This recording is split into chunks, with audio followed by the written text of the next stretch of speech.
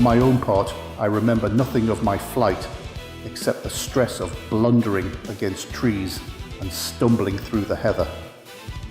All about me gathered the invisible terrors of the Martians. That pitiless sword of heat seemed whirling to and fro, flourishing overhead before it descended and smote me out of life. My terror had fallen from me like a garment. Oh, terror had fallen from me like a garment. My terror had fallen from me like a garment. My terror had fallen from me like a garment. I came into the road between the crossroads and Horsell, and ran along this to the crossroads. At last I could go no further. I was exhausted with the violence of my emotion and of my flight, and I staggered and fell by the wayside. That was near the bridge that crosses the canal by the gasworks. I fell and lay still.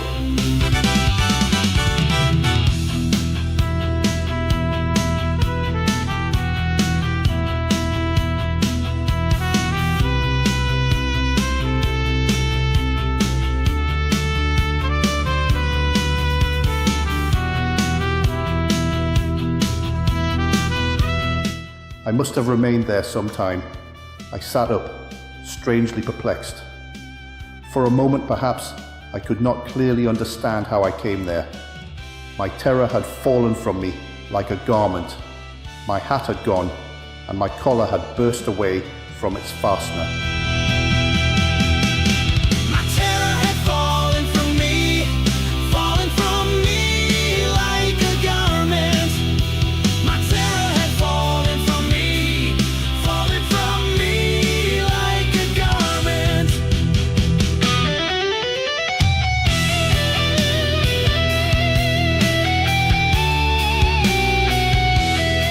A few minutes before, there had only been 3 real things before me: the immensity of the night and space and nature, my own feebleness and anguish, and the near approach of death. Now it was as if something turned over and the point of view altered abruptly. There was no sensible transition from one state of mind to the other. I was immediately the self of every day again, a decent, ordinary citizen.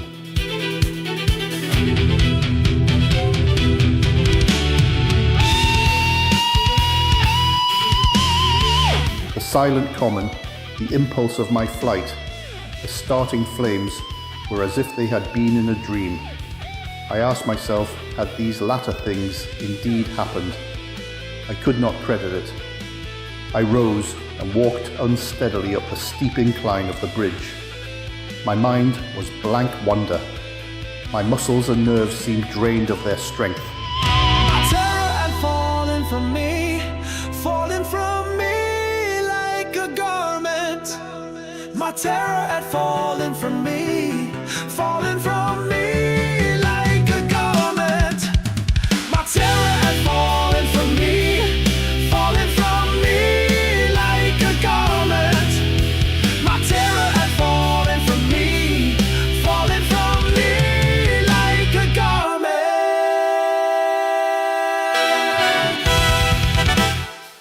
I dare say I staggered drunkenly.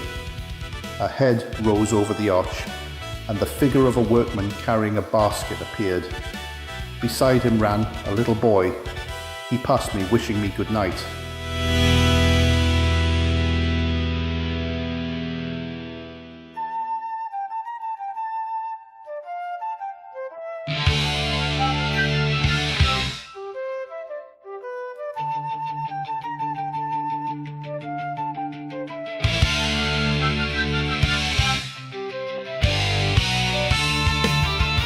I was minded to speak to him, but did not. I answered his greeting with a meaningless mumble and went on over the bridge. Over the Maybury arch, a train, a billowing tumult of white fire-lit smoke, and a long caterpillar of lighted windows went flying south, Clatter, clatter, clap, rap, and it had gone. Clatter, clatter, rap, rap, and the train was gone. It all was so real and so familiar. Perhaps I am a man of exceptional mood.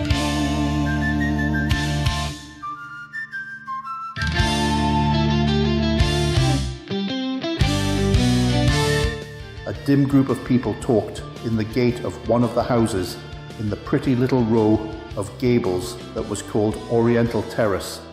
It was all so real and so familiar. And that behind me, it was frantic, fantastic. Clatter, clatter, rap, rap, and the train was gone. It all was so real and so familiar. Perhaps I am a man of exceptional.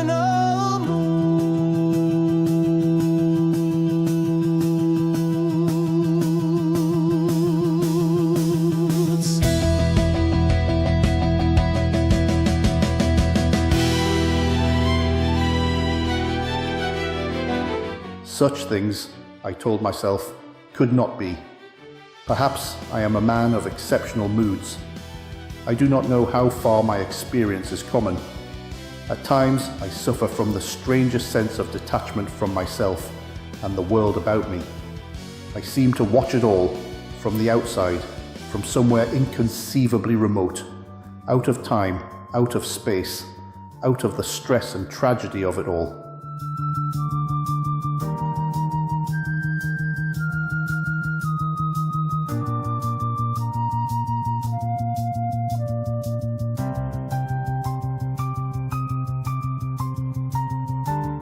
This feeling was very strong upon me that night.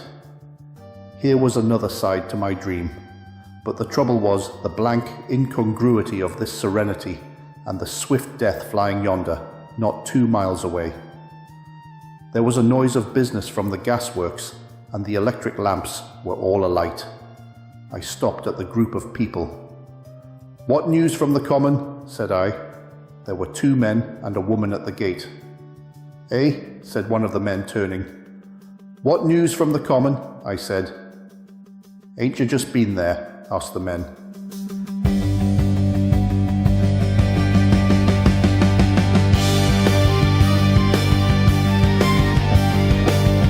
"People seem fair silly about the common," said the woman over the gate. "What's it all about?" "Haven't you heard of the men from Mars?" said I. "The creatures from Mars?"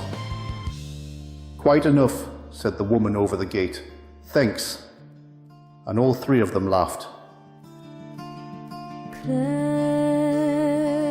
Clatter, clatter, rap, rap, and the train was gone. It all was so real and so familiar. Perhaps I am a man of exceptional.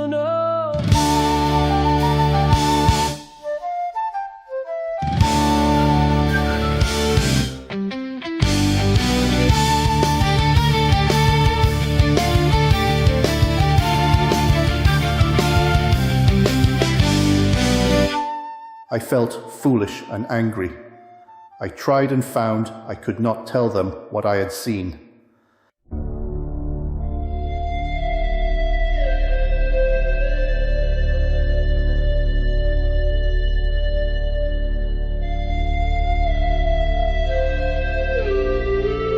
They laughed again at my broken sentences. "You'll hear more yet," I said, and went on to my home. I startled my wife at the doorway, so haggard was I. I went into the dining room, sat down, drank some wine, and so soon as I could collect myself sufficiently, I told her the things I had seen.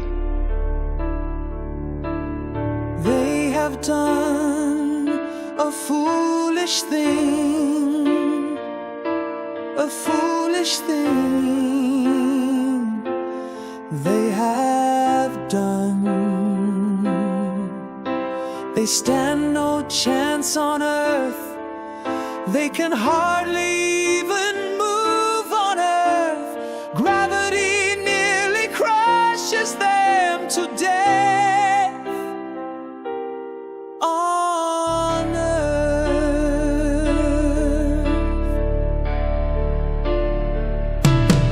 The dinner, which was a cold one, had already been served and remained neglected on the table while I told my story. "There is one thing," I said, to allay the fears I had aroused. "They are the most sluggish things I ever saw crawl.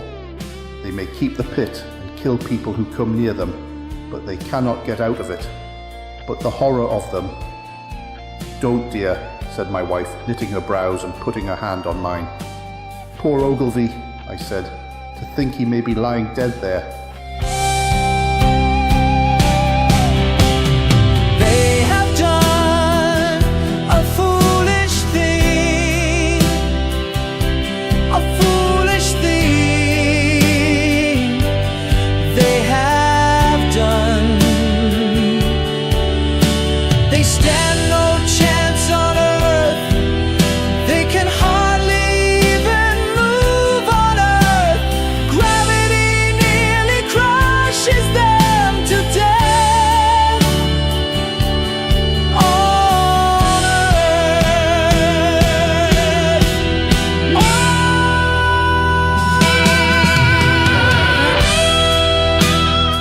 My wife, at least, did not find my experience incredible.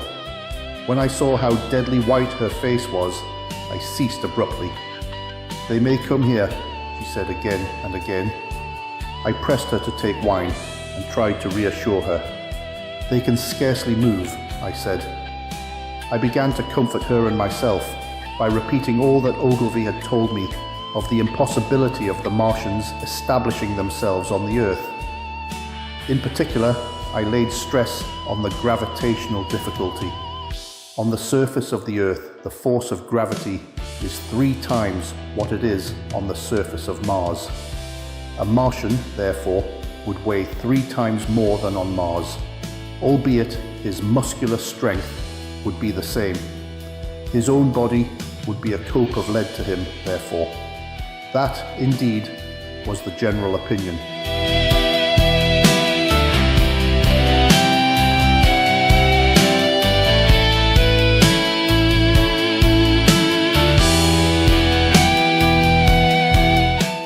Both the Times and the Daily Telegraph, for instance, insisted on it the next morning, and both overlooked, just as I did, 2 obvious modifying influences.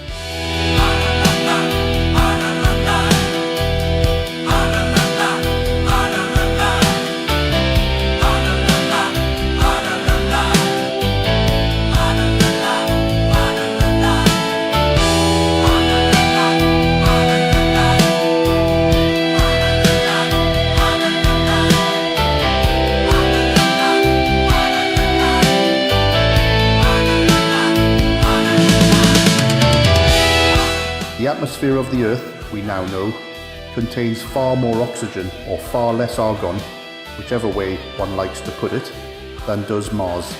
The invigorating influences of this excess of oxygen upon the Martians indisputably did much to counterbalance the increased weight of their bodies.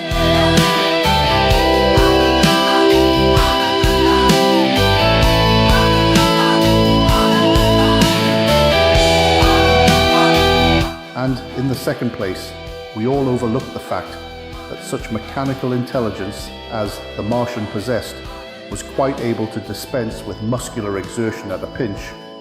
But I did not consider these points at the time, and so my reasoning was dead against the chances of the invaders.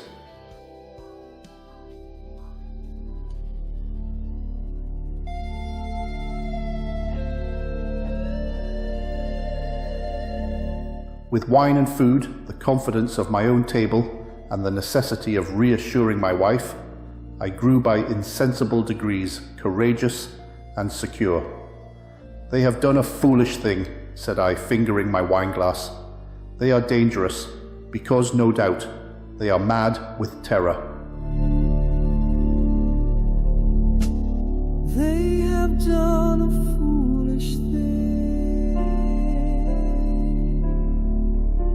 a foolish thing they have done. They stand no chance on earth, they can hardly even move on earth.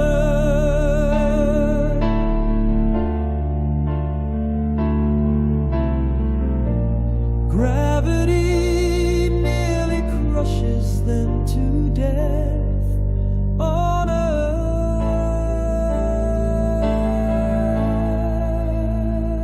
Perhaps they expected to find no living things, certainly no intelligent living things.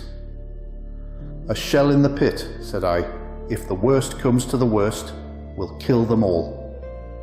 The intense excitement of the events had no doubt left my perceptive powers in a state of erethism. I remember that dinner table with extraordinary vividness even now. My dear wife's sweet, anxious face peering at me from under the pink lampshade. They have done a foolish thing, a foolish thing they have done. They stand no chance on earth, they can hardly even move on earth.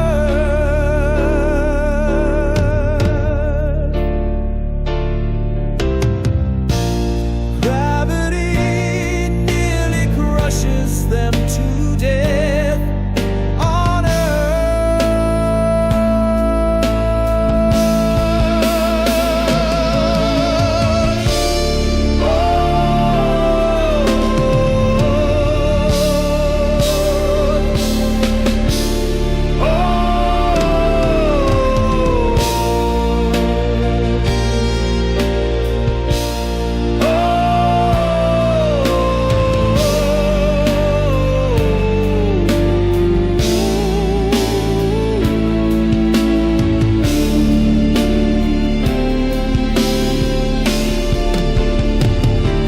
White cloth with its silver and glass table furniture, for in those days even philosophical writers had many little luxuries.